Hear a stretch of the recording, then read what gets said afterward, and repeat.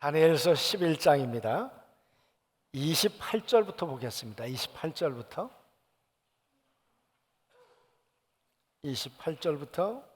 35절까지.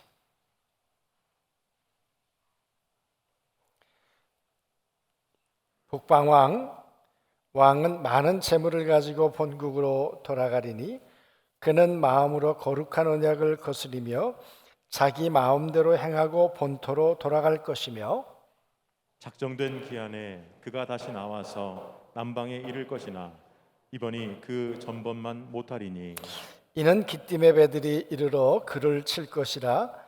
그가 낙심하고 돌아가면서 맺은 거룩한 언약에 분노하였고 자기 땅에 돌아가서는 맺은 거룩한 언약을 배반하는 자들을 살필 것이며 군대는 그의 편에 서서 성소 곧 견고한 곳을 더럽히며 매일 드리는 제사를 폐하며 멸망하게 하는 가증한 것을 세울 것이며 그가 또 언약을 배반하고 악행하는 자를 속임수로 타락시킬 것이나 오직 자기의 하나님을 아는 백성은 강하여 용맹을 떨치리라.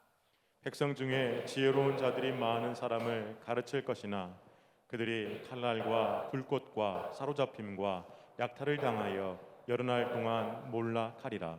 그들이 몰락할 때 도움을 조금 얻을 것이나 많은 사람들이 속임수로 그들과 결합할 것이며 또 그들 중 지혜로운 자 몇 사람이 몰락하여 무리 중에서 연단을 받아 정결하게 되며 희게 되어 마지막 때까지 이르게 하리니 이는 아직 정한 기한이 남았음이라.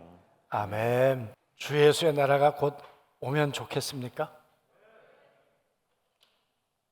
오기 전에 고난이 있어도 예수님의 나라가 오기 전에 고통이 있어도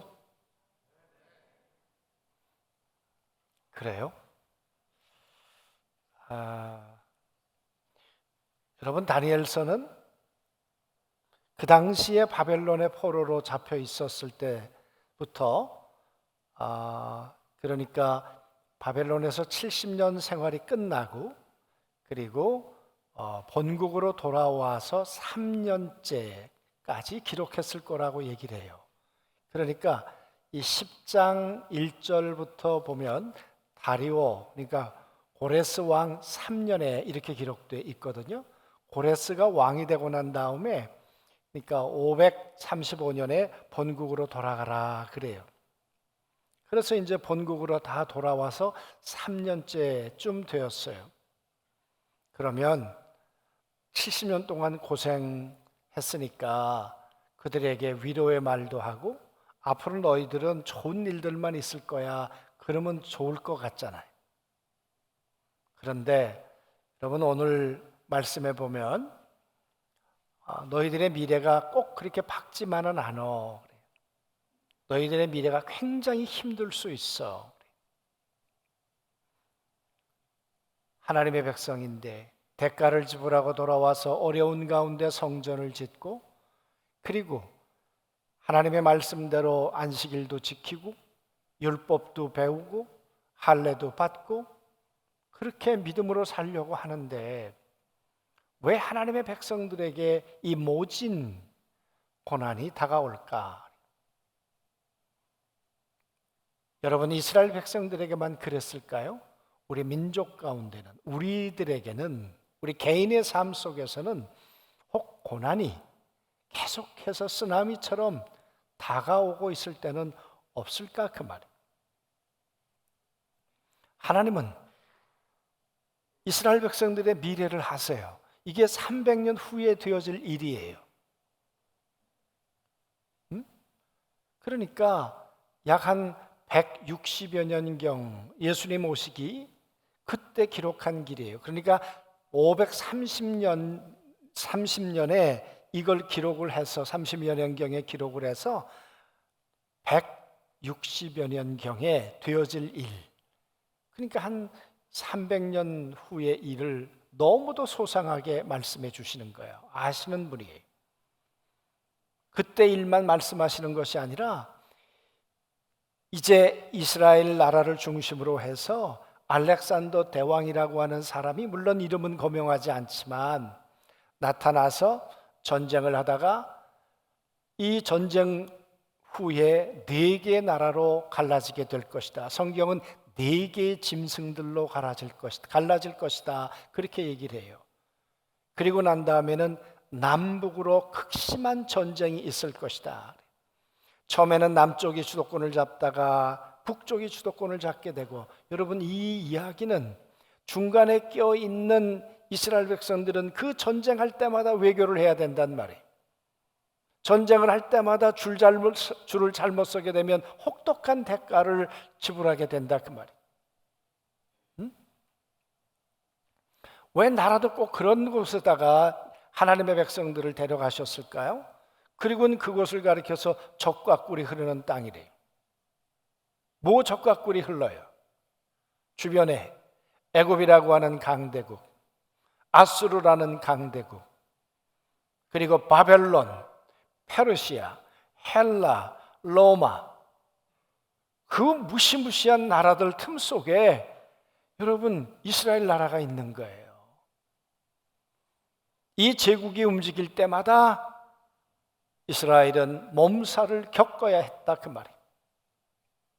우리나라하고 어쩌면 그렇게 똑같은지 몰라요. 그래서 그런지 모르지만 이스라엘은 늘 우리나라 편을 들어요. 저 독도라고 표기하는 나라는 이스라엘이에요. 여러분, 하나님의 백성들에게 하나님은 아시면서도 왜 그 일을 막아주지 않으실까요? 160여 년 전, 예수님 오시기 160여 년 전에 국제정세가 어땠는가? 안티오코스 4세라고 하는 사람이 저 애굽 전쟁을 하러 갑니다. 북쪽 시리아에서 저 남방에 있는 애굽을 전쟁하러 갔는데 1차 전쟁에 이겼어요. 그래서 28절에 보니까 많은 재물을 가지고 돌아와요. 그리고는 그 승리에 취해가지고 마음대로 해요. 자기가 하고 싶은 대로 멋대로 해요. 근데 조금 부족했던지 2차 전쟁을 또 하러 29절에 가잖아요. 그 전쟁을 하러 가는데 그때 어느 나라가 개입을 하는가 하면 30절에 이에 기띔의 배들이 이르러, 이 기띔의 배들이란 로마의 군인들이에요. 로마의 사신들이 와가지고 이 안티오쿠스 4세에게 돌아가라, 좋은 말 할 때 돌아가라.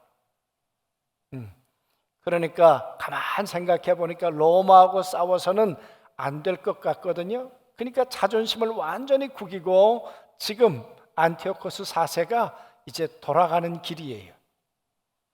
돌아가다가 분풀이를 누구에게 했을까요? 돌아가다가 분풀이를 예루살렘에 있는 이스라엘 백성들에게 지금 하고 있는 거예요. 매일 드리는 예배를 드리지 마라. 성경은 불태워라, 토라를. 그리고 성경을 밟고 지나가라.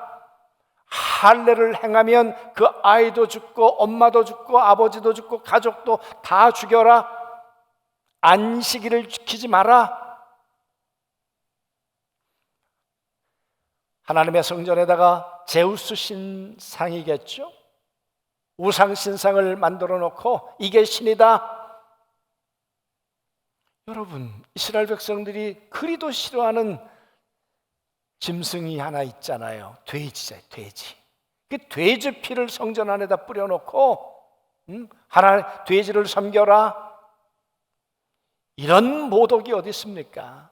그래서 오늘 말씀해 보니까 거룩한 언약에 분노하였고, 하나님의 백성들이 하나님과 거룩한 언약을 맺고 살려고 하는데, 아니 이런 악한 왕이 나타나서 이렇게 괴롭히는 거예요. 이런 일들이 일어날 거라는 거예요. 여러분, 이 환상을 오늘 다니엘이 이제 고국으로 돌아와서 3년째 하나님의 성전을 지어갈 때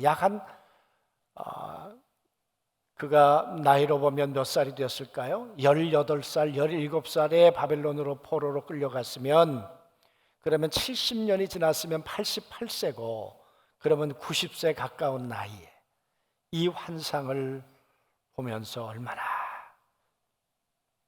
마음이 괴로웠을까? 왜? 자기 백성들이 바벨론 포로 70년 생활도 고통스러웠는데 얼마나 고통스러웠으면 돌아가라고 했음에도 불구하고 10%도 안 돌아왔다니까요. 오죽했으면 누가 돌아왔다고 이름을 다 썼을까요, 성경에? 그만큼 돌아오는 숫자가 적었어요. 왜? 살만해요. 언어도 익혔어요. 자리도 잡았어요. 집도 샀어요. 그런데 16,000km나 되는 거기를 또 걸어가란 말이야? 가서 거기 가가지고 그 황폐한 성전을 다시 지어야 한다고? 아유, 안 가고 말지. 그런 이스라엘 백성들, 돌아온 백성들에게는 위로와 희망을 주어야 하는데 아니잖아요. 응? 우리들 삶 속에도 원하지 않지만 우리에게도 고난이 있고 역경이 있고, 그리고 역대 많은 독재자들이 그랬지만 그렇게 하나님 믿는 것을 싫어해요. 원래 헬라는 그렇게 다른 종교에 대해서 압박하지 않았어요. 그런데 안티오코스 4세는 유독 하여튼 특별해요. 그래서 안티오코스 4세를 적그리스도의 말하자면 이 상징이다, 이렇게 얘기를 하죠. 히틀러가 유대인을 핍박하기 전에는 최악의 왕이었습니다. 여러분, 왜 그랬을까요? 하나님이 아시는데 왜 그들의 고난을 막아주지 않으셨을까요? 내가 하나님을 섬기는데 왜 하나님은 나의 불행을 막아주지 않으시는 걸까요? 왜 뒷짐지고 계시는 것 같으냐 그 말이에요. 여러분, 오늘 이렇게 얘기를 하세요. 34절에 5절에 보니까 그들 중 지혜로운 몇 사람이 몰락하여 무리 중에서 연단을 받아 정결하게 되며 희게 되어 마지막 때까지 이르게 하리니. 무슨 얘기입니까? 하나님께서 고난을 통해서 그들을 연단하시고 그들을 정결하게 하셔서 그들 가운데 희게 된 자들을 마지막 때까지 이룰 수 있도록 그들을 그렇게 구별하시고 그렇게 이끌어내시는 일을 하시겠다는 거지요. 여러분, 어쩌면 이거는 바벨론의 포로로 잡혀왔던 그들과 똑같은 얘기 아닐까요? 바벨론의 포로로 잡혀왔습니다. 그런데 그 가운데서 하나님께서 끝까지 믿음을 지키는 자들, 다니엘과 세 친구 같은 사람들, 믿음으로 끝까지 하나님만을 의지하고 살았던 사람들을 끝까지 지켜주셨던 것처럼 하나님의 백성들에게는 고난이 올 수 있다. 그러나 이겨내야 한다. 여러분, 어떻게 다니엘과 세 친구들이 이겨냈습니까? 다니엘과 세 친구를 보면서 여러분은 어떤 성경이 떠오르십니까? 하나님께서 그런 말씀하셨죠. 불 가운데 지날지라도 내가 너를 지킬 거다. 물 가운데 지날지라도 내가 너와 함께 할 것이다. 여러분, 다니엘이 고난받고 역경 가운데 있을 때, 풀무불 가운데 들어갈 때 하나님께서 두 손 놓으셨나요? 아니잖아요. 그렇게 풀무불 가운데 들어갈 때 하나님이 함께 하셔서 그를 그 가운데서 건져내셨습니다. 여러분, 하나님은 전능하세요. 하나님은 우리가 고난을 당할 때 모르시지 않으세요? 그리고 우리를 붙들어 주시지 못할 만큼 무능한 분도 아니세요? 그분은 다니엘을 불 가운데서 지켜주신 분이세요. 사자굴 속에서 지켜주신 분이 하나님이세요. 하나님은 그 고난 가운데서 내가 하나님이 날 지켜주실 것을 믿고 나의 믿음을 하나님을 향해 온전히 고백하는가를 하나님은 유심히 보셨겠죠. 고난을 통해 정결하게 내 마음과 내 생각과 내 뜻을 하나님 앞에 고정시키는 그 다니엘과 세 친구의 모습을 하나님이 보시고 싶으셨겠죠. 여러분, 고난이 뭐라고 생각하세요? 고난은 어쩌면 우리의 영적 샤워와 같은 것 아닐까요?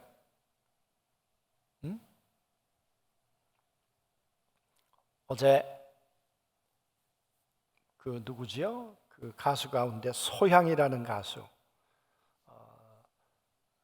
여러분 잘 아시겠습니다만은 그야말로 고음이 그냥 그렇게 많이 올라갈 수가 있을까 싶을 만큼 유명해진 거는 아마 애국가를 불러가지고 아마 유명해진 가수였는데, 그 소향이라는 가수는 원래 CCM 가수죠. 이 크리스찬 음악을 했던 복음성가를 불렀던 가수인데 일반 가수로 데뷔하지 않았습니까? 그런데 그가 한참 잘 나갔죠. 그야말로 극점을 찍을 때, 그런데 그에게 폐렴이 8번이나 찾아왔답니다. 고음을 불러야 되는 가수에게 8번의 이 폐렴이 찾아왔으니까 여러분, 소리가 나왔겠습니까? 고음이 처리가 됐겠습니까? 나중에는 되질 않으니까 낙심한 거예요. 포기한 거예요. 그리고 어느 날 비행장에서 친구들에게 그랬답니다. 나 뉴욕 가. 다 포기하고 나 지금 여행 떠나. 그리고는 뉴욕을 갔대요. 그리고는 뭐 여기저기 여행을 다녔겠죠. 여행을 다니다가 그 고난의 늪에서 자기 자신을 돌아보게 되었다는 거예요. 그 소양이라고 하는 사람이 아주 유명한 이야기를 했어요. 잊혀지지 않는 이야기를. 고난은 내게 있어서 만원경이었다. 아주 명언인 것 같아요. 고난은 내게 있어서 현미경이었다. 고난 때문에 나를 세밀하게 살펴보았다. 내가 어떤 생각을 가지고 노래를 부르는지, 내가 왜 노래를 해야 하는지, 내가 어떻게 불렀는지, 왜 하나님은 나에게 폐렴을 8번씩이나 오게 하셨는지, 이 고난이 내게 오신 이유는 무엇인지, 현미경처럼 자기를 또 살피고 또 살피고 또 살피다가 아, 그랬구나. 고난이 주는 의미, 고난이 주는 미닝, 그 의미가 뭔지를 자기가 깨닫고, 그러고 보니까 먼 미래가 보이더니, 그래서 고난은 망원경이고 고난은 현미경이더라. 제가 한 얘기 아니고요, 소양이라는 가수가 한 얘기예요. 그리고는 다시 돌아왔어. 돌아와서 옛날처럼 소리가 나오지는 않지만 돌아와서 나를 캐스팅하는 곳에 가서 노래를 부르리라. 그리고 자기가 노래를 불렀다는 거예요. 근데 고음이 올라가지 않는데 많은 사람들이 옛날에 내게 보이지 않았던 반응들을 보이더라는 거예요. 그러면서 하는 말이, 당신의 노래를 들으면서 내가 참 위로를 많이 얻었습니다. 참 힘을 얻었습니다. 이게 뭔가? 왜 그랬을까? 아마 자기는 몰랐는데 그 고난을 통해서 이 고난 속에 만들어진 그 무엇인가가 표현되고 전달되었던 것 같다. 그래서 예전에는 그저 노래를 잘하려고 했는데 이제는 내 고난을 담아서 그 노래를 불렀더니 많은 사람들이 공감을 하고 많은 사람들이 댓글을 달아주더라. 고난이 내게 유익이었다. 고난이 내게 유익이었다. 여러분, 이 말씀 믿습니까? 주님의 말씀이 나를 살려주셨으니 내가 고난을 받을 때에 그 말씀이 나에게 큰 위로가 되었습니다. 시편 119편 50절에 글이 기록되어 있지요. 내가 고난당하기 전에는 잘못 길을 걸었으나 이제는 주님의 말씀을 지킵니다. 고난당하는 것이 내게 유익이라. 전에는 몰랐었는데 고난을 당해 보니까 내가 왜 사는지, 어떻게 살아야 하는지를 내가 하나님의 뜻을 발견하고 내가 걸어갈 수 있게 되었습니다. 그런 이유 때문에 하나님 사람들에게는 이 고난을 허락하시는 이유가 아닐까, 그 말이에요.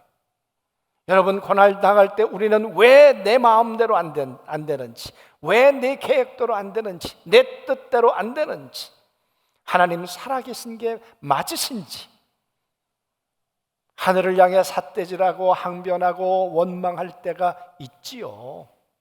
하나님 때문에 시험 들 때가 한두 번이 아니지요. 그러나 70년 고난을 견딘 다니엘에게 보아라, 고난을 견딘 결과가 뭐더냐? 정금같이 나오게 하지 않더냐? 고난을 통해 정결하게 하지 않더냐? 내 생각과 동기와 내 영혼의 샤워를 통해서 하나님 앞에 온전하게 세워지는 것이 아니더냐? 그리고 고난당할 때 혼자 있었더냐? 하나님이 함께 하셨잖아. 불 가운데 함께 하셨고, 네가 사자굴 속에 들어갈 때 내가 함께 하셨잖아. 만약 고난이 없었다면 네가 나를 만났겠냐, 그 말이. 고난이 없었다면 네가 나를 경험했겠냐, 그 말이. 전능하신 나를 만났겠냐, 그 말이. 홍해가 없었다면 홍해를 가르시는 하나님을 만났겠냐. 마라에 쓴물이 없었다면 쓴물을 단물로 바꾸시는 그 하나님을 마실 수 있었겠냐, 그 말이. 광야가 없었다면 광야 40년 만나와 메추라기를 먹을 수 있었겠냐. 고린도전서는 우리에게 이렇게 말합니다. 하나님은 타수를 기뻐하지 않는다. 10장에 모세와 같이 홍해를 건넜습니다. 광야를 건너서 가나안을 향해 갔습니다. 많은 사람들이 왜 내가 광야를 살아가야 하냐고, 내가 원했던 그림이 아니라고, 그리고 하나님은 원망하고 투덜거리고 가버렸다는 거예요. 원망하다가 불뱀에 물려 죽기도 했다는 거예요. 하나님은 타수를 기뻐하지 아니하시고, 바벨론 포로 가운데 다 돌아오면 얼마나 좋았을까. 그런데 돌아오는 숫자는 소수였다는 거예요. 여러분, 안티오코스 4세에 의해서 이 핍박과 환난을 당할 때 끝까지 믿음으로 저항하고 믿음으로 살려고 했던 사람들이 얼마나 됐을까요? 많은 사람들은 하나님을 떠났다는 거예요. 여러분, 우리에게 고난이 오면 과연 나는 어떻게 될까요? 나에게 끊임없이 내게 파도처럼 밀려 들어오면 과연 그때 나는 믿음을 가지고 하나님 앞에 설 수 있겠는가, 그 말이에요. 고난이 내게 유익이지. 고난을 당하는 것이 내게 오히려 유익하게 되었습니다. 고난 때문에 나는 주님의 율례를 배웠습니다. 정말 이렇게 시편 기자의 고백처럼 우리는 할 수 있을까요? 사랑하는 성도 여러분, 하나님은 우리를 사랑하세요. 하나님은 분명히 우리를 사랑하세요. 우리와 함께 하기를 원하세요. 지난번에 그 장제일 교수하고 같이 공부를 하고 난 다음에 제가 물어보았습니다. 개인적으로 히브리 사람들이 생각하는 거룩의 개념은 뭡니까? 그랬더니 이분이 딱 이렇게 한마디로 얘기를 했어요. 유유상종이지요. 그게 무슨 말이요? 그랬더니 에덴 동산에 하나님은 당신이 거룩한 것처럼 아담과 하와가 거룩한 백성으로 함께 유유상종하기를 원하셨다는 거예요. 그런데 아담과 하와가 나를 버리고 사단의 음성을 듣고 나를 버렸을 때 유유상종이 깨졌다는 거예요. 그래서 그를 에덴에서부터 내쫓으셨다는 거예요. 그러나 하나님의 마음은 다시 그가 거룩한 에덴에 다시 돌아와 나와 함께 살아주기를 원하셨다는 거예요. 그래서 아들 예수 그리스도를 보내셔서 그 핏값으로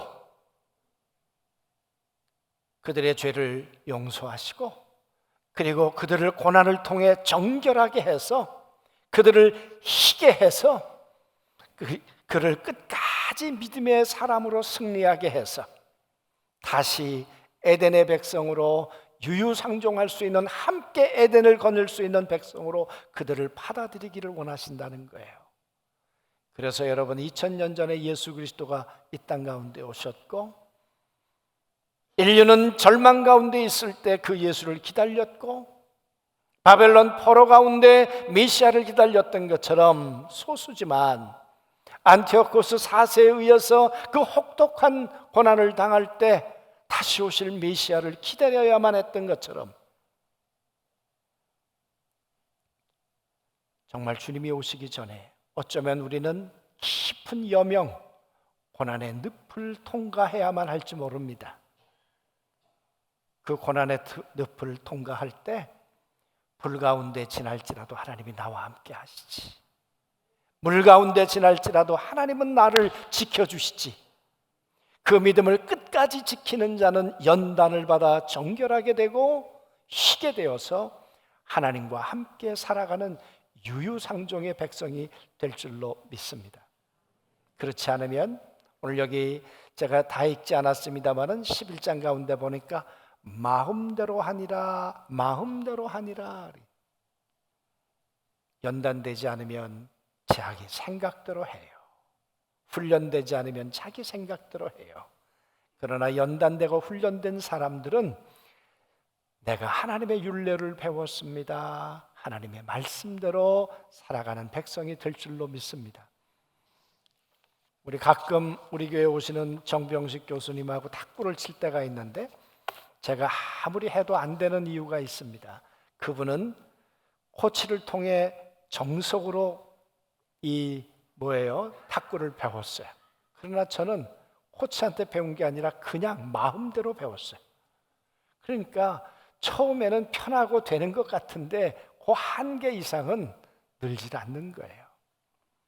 고난을 통해 연단을 받으면 프로가 되지만, 고난 없이 내 멋대로 하면 신앙도 아마추어가 되는 거예요. 저는 우리 안중교회 성도들이 신앙에 있어서 아마추어가 아니라 프로가 됐으면 좋겠어요. 아멘? 그래야 연단을 받아 정결하게 되고 하나님의 백성이 되고 희게 되어서 하나님과 함께 에덴을 거니는 먼 미래로 망원경을 보니까 나는 에덴의 백성이 되어서 하나님과 함께 영원을 사는 거예요. 그러려면 고난을 속에서 현미경으로 나를 들여다봐야 하는 거죠. 우리 고난 속에 낙심하지 말고 현미경과 망원경을 통해서 우리를 보고 영원을 보는 하나님의 주의 백성들이 다 되실 수 있게 되길 주의 이름으로 축복합니다. 아멘.